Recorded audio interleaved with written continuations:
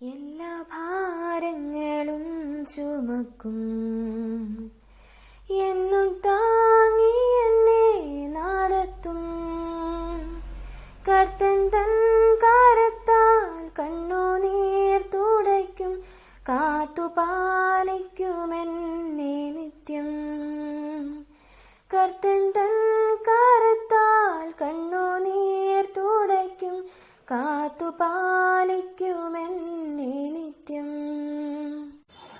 ദൈവവചന ചിന്തകൾ കേൾക്കുന്ന എല്ലാ മാന്യ ശ്രോതാക്കൾക്കും ക്രിസ്തീയ വന്ദനം. ഇയ്യോബിൻ്റെ പുസ്തകം 15-ാം അധ്യായം 9-ാമത് വചനം. ഞങ്ങൾ അറിയാത്തതായി നീ എന്ത് അറിയുന്നു? ഞങ്ങൾക്ക് വശം ഇല്ലാത്തതായി എന്തൊന്ന് നീ ഗ്രഹിച്ചിരിക്കുന്നു എന്നുള്ള വാക്കുകളാണ്. ഇയ്യോബിൻ്റെ വാക്കുകളും ഇയ്യോബിൻ്റെ ജീവിതവുമൊക്കെ കണ്ടിട്ട് സ്നേഹിതന്മാരായ ആളുകൾ ഇയ്യോബിനോട് ചോദിക്കുകയാണ്, ഞങ്ങളും ജ്ഞാനത്തിൻ്റെ കാര്യത്തിൽ ഒട്ടിലും പിന്നിലല്ല, നിന്നെപ്പോലെ തന്നെ ഞങ്ങൾക്കും ജ്ഞാനമുള്ളവരാണ്, ഞങ്ങളെക്കാൾ നീ ശ്രേഷ്ഠനാകുവാൻ പരിശ്രമിക്കേണ്ട എന്ന് ഓർപ്പിക്കുകയാണ്. കൊരിന്ത്യർക്കെഴുതിയ 1-ാം ലേഖനം 4-ാം അധ്യായം 10-11 വാക്യങ്ങൾക്കകത്ത് ശക്തിയോടെ മുൻപോട്ട് പോകുന്നതായ പൗലോസിനോട് ആളുകൾ പറയുന്നതായ വാക്കുകളുണ്ട്. അതെന്താണെന്ന് ചോദിച്ചാൽ, ഞങ്ങളും ബലവാന്മാരും വിവേകമുള്ളവരും മഹത്വമുള്ളവരുമൊക്കെയാണ് എന്ന് പറയുമ്പോൾ പൗലോസ് സമ്മതിച്ചുകൊണ്ട് പറയുന്ന വാക്കുകളാണ്, ഞങ്ങൾ ക്രിസ്തു നിമിത്തം പോഷന്മാർ, നിങ്ങൾ ക്രിസ്തുവിൽ വിവേകികൾ. ഞങ്ങൾ ബലഹീനർ, നിങ്ങൾ ബലവാന്മാർ.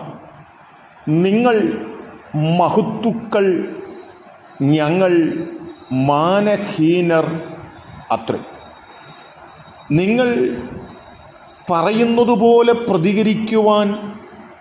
പറയുവാൻ ഞങ്ങൾ തയ്യാറല്ല. ഞങ്ങളിൽ തന്നെ ജ്ഞാനികളാകുവാൻ, ബുദ്ധിമാന്മാരെന്ന് നടിക്കുവാൻ ആഗ്രഹിക്കുന്നില്ലെന്നും, ഞങ്ങൾക്ക് ദൈവം തന്ന മഹത്വവും വിവേകവും ബലവുമൊക്കെയാണുള്ളത്, അതുമാത്രം ഞങ്ങൾക്ക് മതിയെന്നും വ്യക്തമായ തലത്തിൽ ഓർമ്മപ്പെടുത്തുകയാണ്. സമാന തലത്തിൽ തന്നെയാണ് ഇയ്യോബും തങ്ങളെക്കാൾ ബുദ്ധിമാന്മാരൊന്നുമല്ല എന്ന് വരുത്തി തീർക്കുവാനുള്ള പരിശ്രമങ്ങൾ.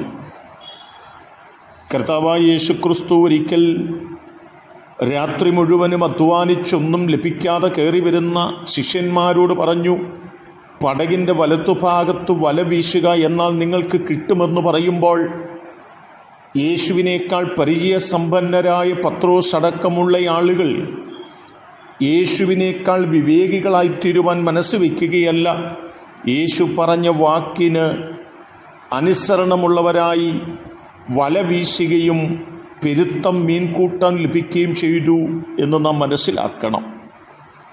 എലീഫസിനെ പോലെ, കൊരിന്തിലുള്ള ആളുകളെപ്പോലെ ഞങ്ങൾ ബുദ്ധിമാന്മാരാണെന്ന് പറഞ്ഞ്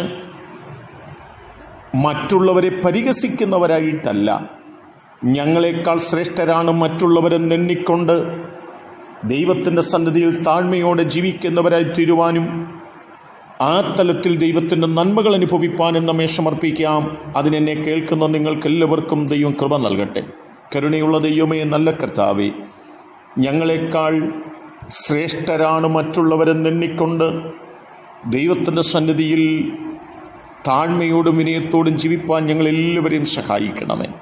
ഈ ദൈവവചന ചിന്ത കേൾക്കുന്ന എല്ലാവരെയും അതിനായി ഒരുക്കണമേ. ദൈവം അനുഗ്രഹിക്കുന്നത് കൊണ്ട് സ്തോത്രം. യേശു കർത്താവിൻ നാമത്തിൽ തന്നെ ആമേൻ.